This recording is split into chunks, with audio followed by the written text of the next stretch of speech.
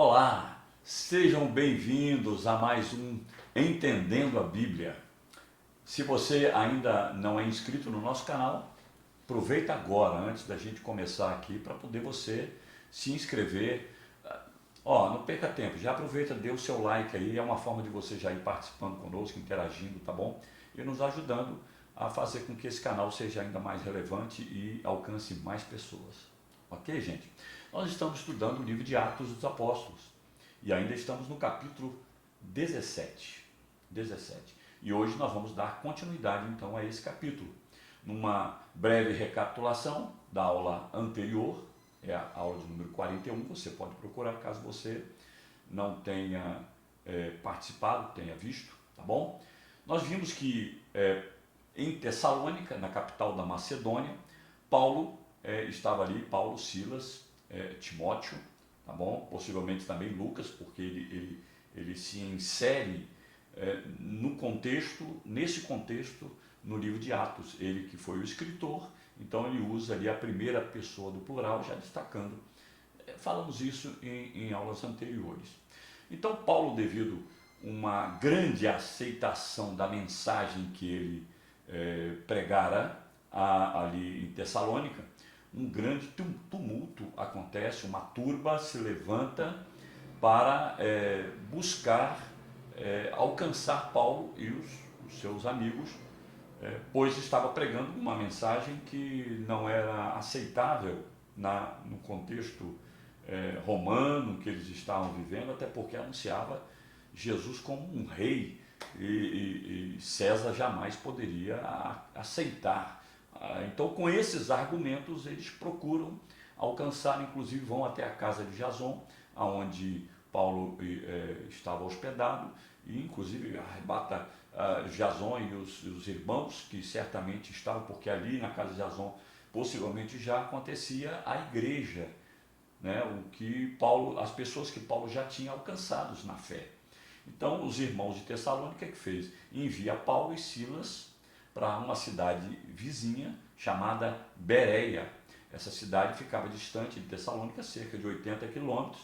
Então Timóteo possivelmente e Lucas ficaram em Tessalônica, enquanto que Paulo e Silas foram até Bereia.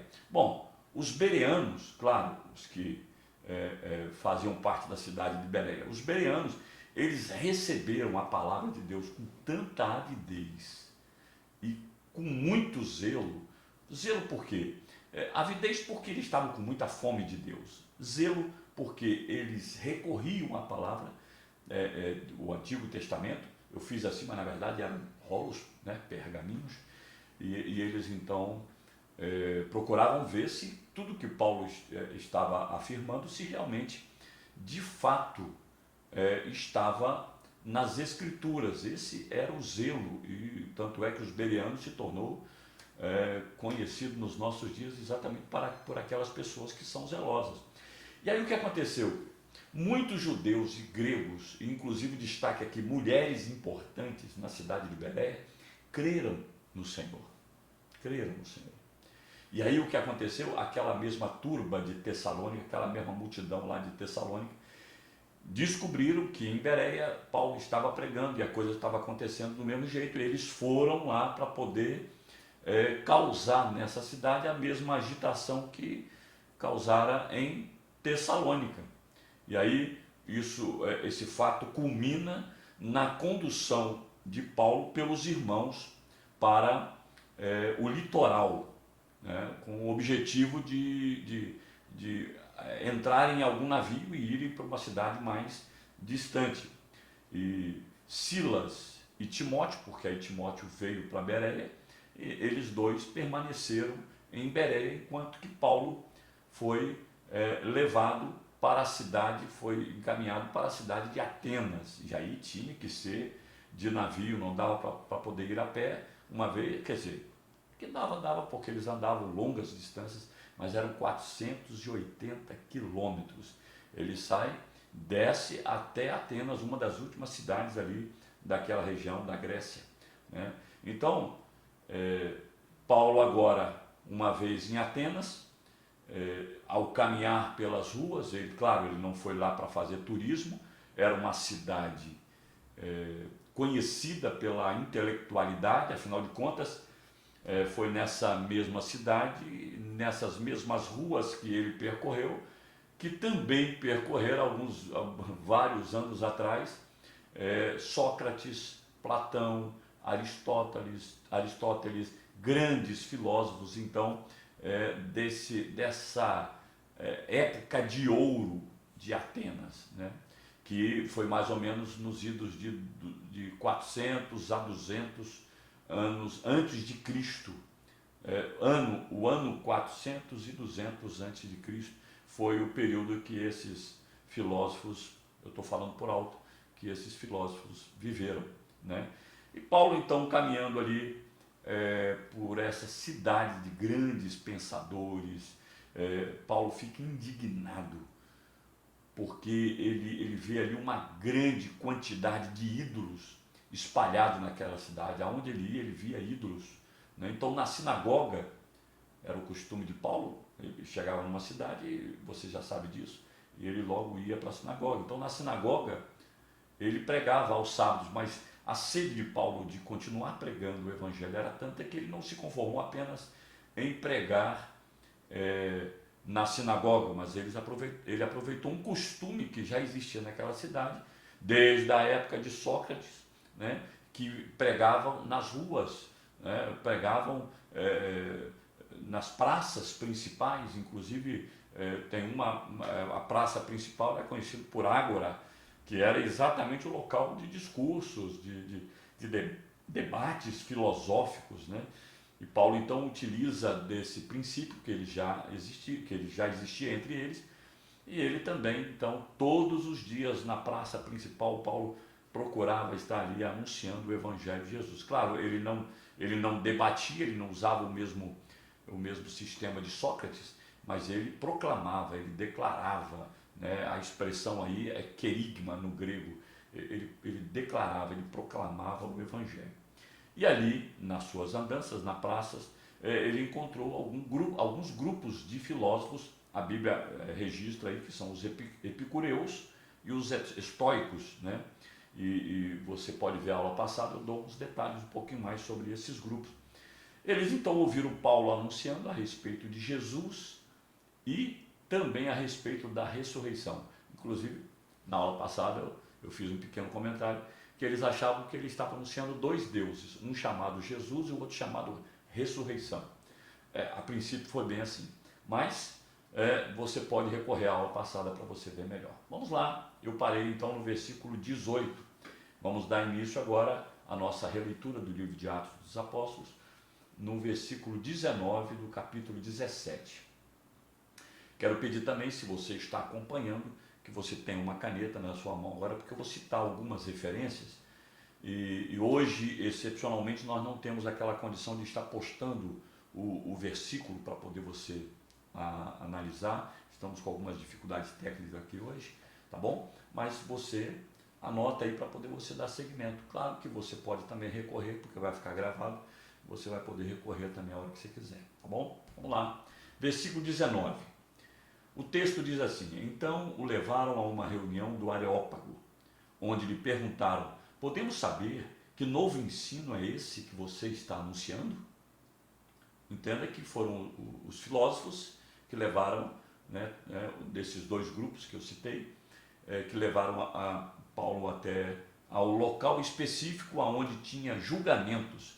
Não era um tribunal de condenação de crime, não, mas dentro da linha moral, né? Eu relato alguma coisa aqui. Areópago significa colina de Ares.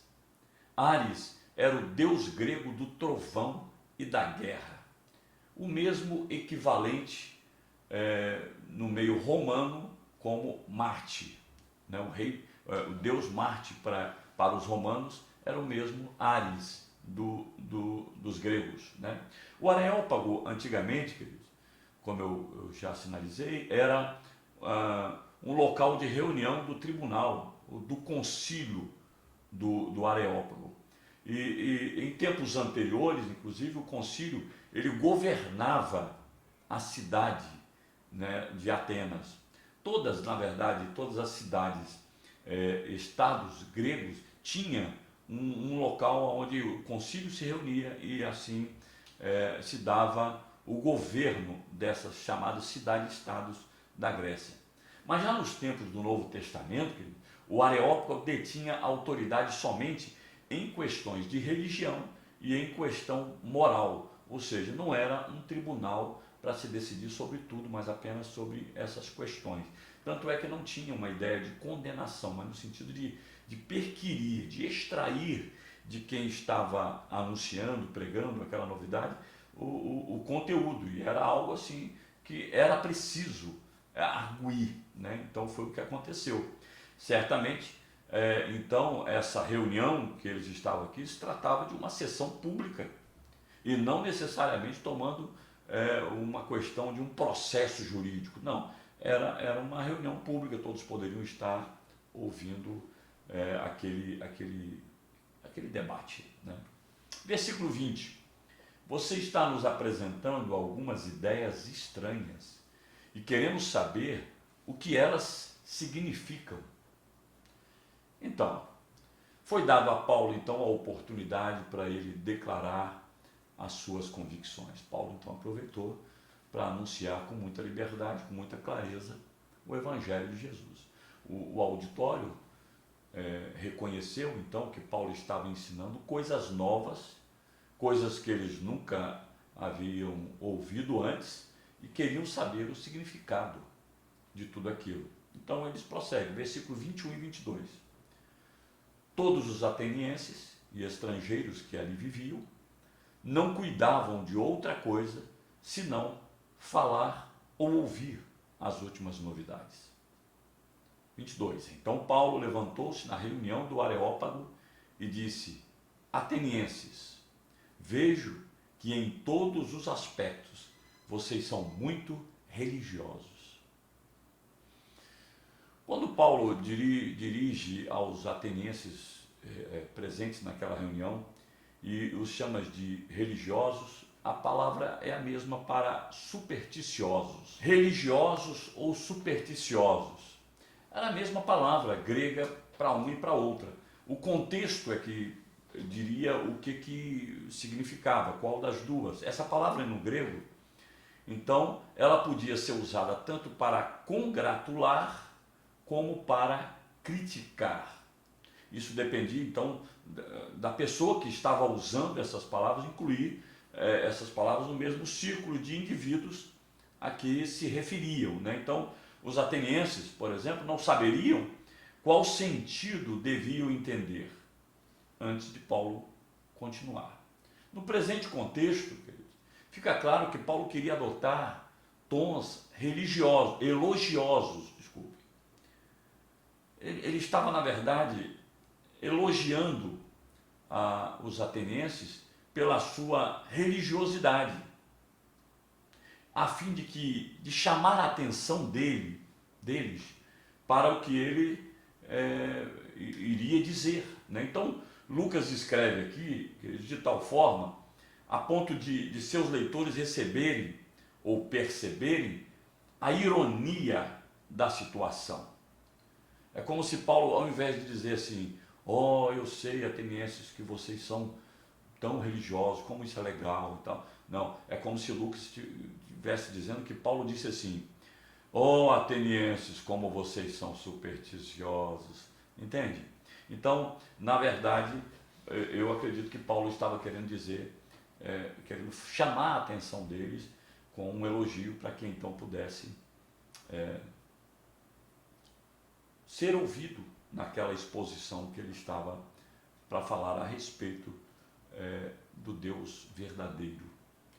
E ele precisava de um jeitinho para introduzir esse assunto. Então o versículo 23 diz assim, pois andando pela cidade, observei cuidadosamente seus objetos de culto e encontrei até um altar com esta inscrição, ao Deus desconhecido. Ora, o que vocês adoram apesar de não conhecerem, eu lhes anuncio. Quando ele viu esse altar, ao Deus desconhecido, Paulo falou assim, é aqui que eu vou entrar. Eu vou dizer que esse Deus que eles não conhecem é o que eu conheço e é quem eu estou anunciando. Então, na verdade, a gente poderia começar essa conversa dizendo, por que um altar ao Deus desconhecido? Bom, a explicação, querido, é que os gregos, eles tinham medo, quase um pavor, de ofender a alguma divindade. Eles tinham essa preocupação de repente, não dar atenção a algum Deus e, de repente, ser punido exatamente pelo fato de não dar atenção. Então, o medo era tanto que eles fizeram um altar e colocaram ao Deus desconhecido. Tipo assim, como se algum Deus chegasse e dissesse assim, não tem nenhum altar para mim. Eles disseram, está aqui o altar, a gente não conhecia você, então está aqui o altar ao Deus desconhecido. Esse era o pensamento. Na verdade, uma superstição muito forte mesmo. Então, certamente, esse era o pensamento deles lá. Tá bom? Versículo 24. O Deus que fez o mundo e tudo que nele há é o Senhor do céu e da terra, e não habita em santuários feitos por mãos humanas. Paulo aqui já começa a anunciar o Evangelho, mas de uma certa forma já descalçando alguns pensamentos. Ele anuncia que ele inicia sua fala apontando a grandeza de Deus, mostrando esse Deus que ele serve como o Criador de todas as coisas, portanto, um Deus pessoal, um Deus que tinha toda uma característica pessoal, que pensar, sentir, agir, consciência própria, direção própria. Paulo estava dizendo exatamente que o Deus que ele estava anunciando ali agora era um Deus assim. Os epicureus, aquele grupo de filósofos, além de ateus, eles afirmavam que tudo era matéria e que a matéria sempre existiu. Já os estoicos eram panteístas, ou seja, diziam que tudo era Deus. Olha só a diferença de um grupo para o outro. E Paulo, quando ele afirma isso, ele já começa a mexer com eles. Devido a isso, Paulo prega em Atenas um Deus assim, transcendente e imanente. Ou seja, um Deus tão grande, capaz de construir, de criar todas as coisas, mas um Deus, então, transcendente, grande, né? Mas, ao mesmo tempo, um Deus imanente, um Deus acessível, um Deus em que você consegue chegar junto, né? Então, ele baseia essa afirmação no Antigo Testamento, né? No Antigo Testamento. Porém, seria, claro, aí os atenienses já saberiam que eles estavam embasando, principalmente os judeus que estavam naquela cidade. Porém, esse argumento também fazia com que os filósofos, os seguidores daqueles grupos e os demais atenienses já soubessem que a linha de pensamento de Paulo era muito parecido com o filósofo Platão, um dos grandes filósofos que influenciou muito a sociedade ateniense. O Deus que é Criador e Senhor, claramente, não habita num templo feito por mãos humanas, ou seja, ele já mostra que esse Deus não cabe numa caixinha, não cabe em um altar específico, né? 25, versículo 25. Ele não é servido por mãos de homens como se necessitasse de algo, porque ele mesmo dá a todos a vida, o fôlego e as demais coisas. Olha só, aqui ele coloca que Deus não precisa de homens para suprir coisa alguma, nenhuma tipo de necessidade que ele possa vir a ter, né, como Deus, pois ele é que é a fonte e a origem da vida. Os gregos tinham deuses que precisavam ser alimentados, que precisavam ser cuidados. Ele aqui está dizendo, com essa palavra dele, que na verdade ele, o Deus que ele estava anunciando, que na verdade é o provedor da humanidade, que eles eram dependentes desse Deus e não o contrário. Paulo está dizendo, sem ele nós nada podemos. Era realmente uma mensagem completamente diferente das que os gregos estavam, os atenienses estavam acostumados a ouvir, né? Vamos lá, versículo 26. De um só fez ele todos os povos, para que povoassem toda a terra, tendo determinado os tempos anteriormente estabelecidos e os lugares exatos em que deveriam habitar. Então, Paulo prossegue aqui o seu discurso, destacando agora a soberania de Deus, a grandeza de Deus, a autoridade desse Deus. Todas as pessoas, eles estavam dizendo aqui, são de uma família só. Aí ele está dizendo para os atenienses, olha, vocês e os romanos, mesma coisa. Os gregos e os bárbaros, os judeus e os gentios. Por isso que Paulo ele escreve, né, dizendo que não há mais barreira. Né? Todos deveriam saber que nós somos como que uma grande irmandade, porque tudo começou de um homem só. Ele diz aqui de um só, significa de Adão, o ancestral da humanidade, o pioneiro. Dele veio toda a humanidade. Paulo continua.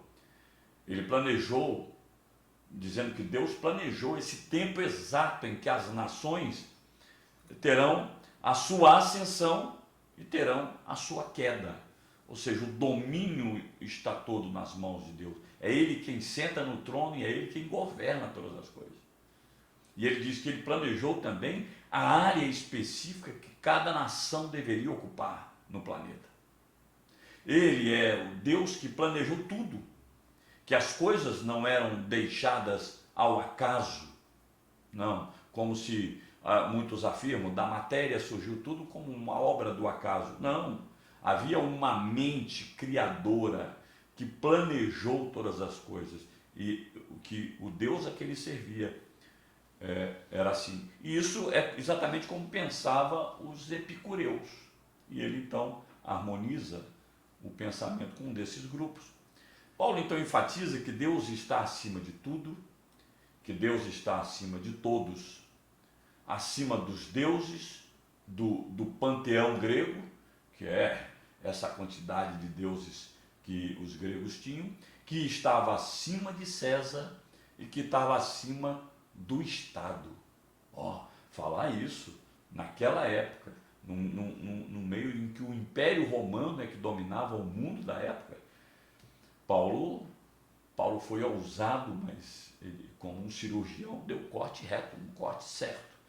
Lá em Filipenses 2, 9 e 11, Paulo escreve aos Filipenses: por isso Deus o exaltou à mais alta posição e lhe deu o nome que está acima de todo nome, para que ao nome de Jesus se dobre todo joelho, no céu, na terra e debaixo da terra, e toda língua confesse que Jesus Cristo é o Senhor, para a glória de Deus Pai.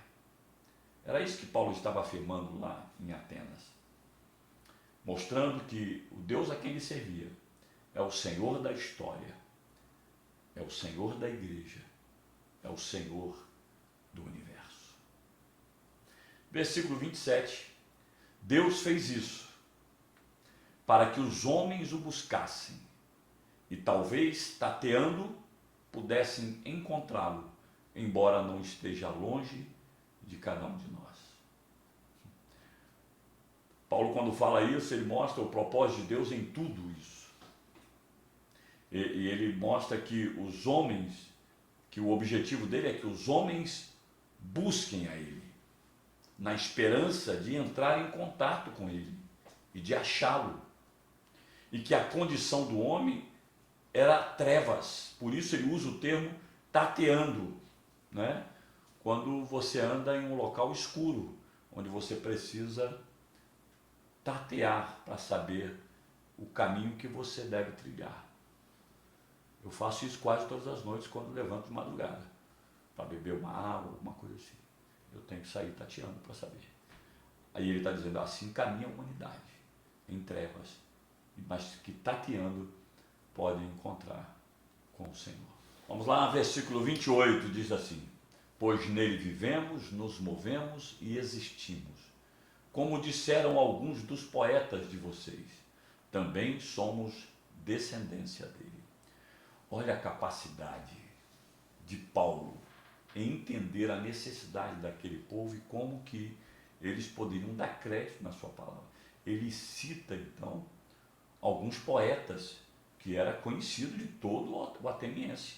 E ele cita ali, ó, são duas citações, na verdade, que ele faz. A primeira, quando ele diz assim: nele vivemos, nos movemos e existimos.